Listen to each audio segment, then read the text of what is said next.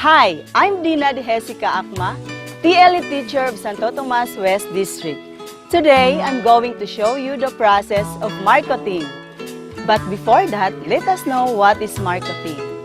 Marcoting is one of the oldest methods of plant propagation.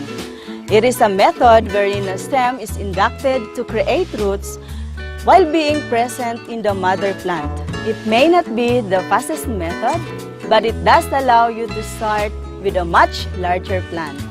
These are the materials needed: the San Francisco plant, the pruning shear, knife, scissors, transparent plastic, and the loam soil.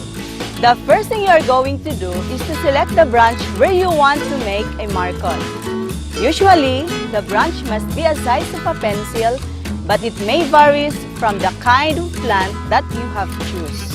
Remove any excess leaves using the pruning shear.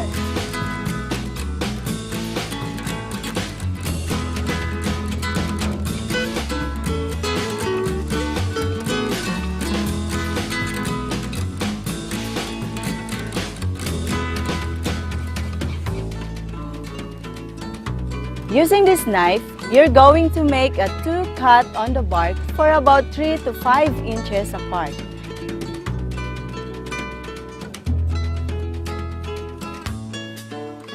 Move the knife carefully in a circular motion around the stem.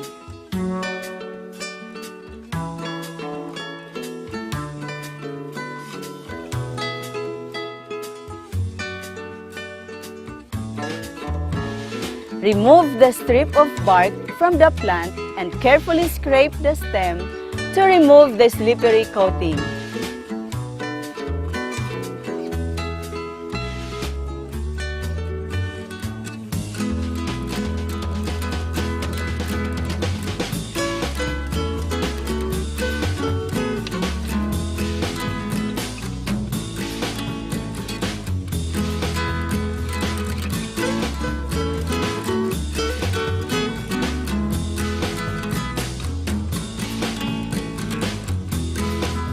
This should be done to prevent the wound from healing and reconnecting.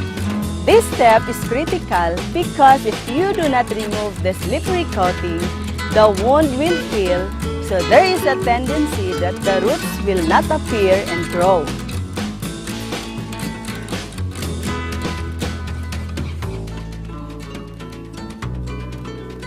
After you remove the slippery coating, coat the bark with the humus around the debarked stem by pressing it using your palm and fingers.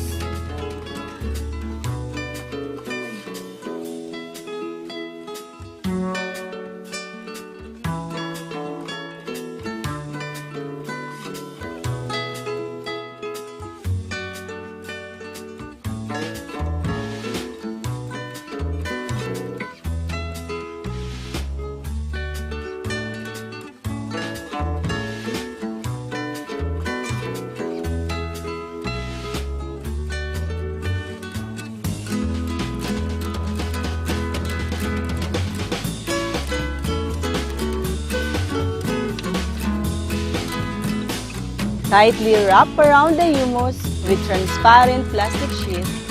This transparent plastic sheet is preferably to use to see the roots being developed. In tying the plastic, tie first the lower portion of the plastic to avoid the humus from escaping.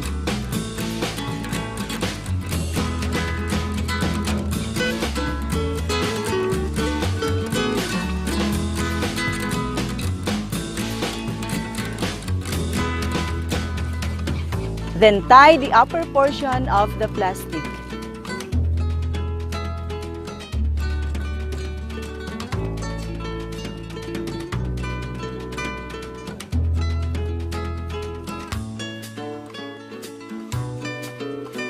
We're going to leave this one for about 2 months and check. If we see a lot of root, we can cut this off. And then, we can take it, put into container with good medium, and there's a new plant. Again, marcoting may not be the fastest method, but it does allow you to start with a much larger plant. Thank you for watching. Bye!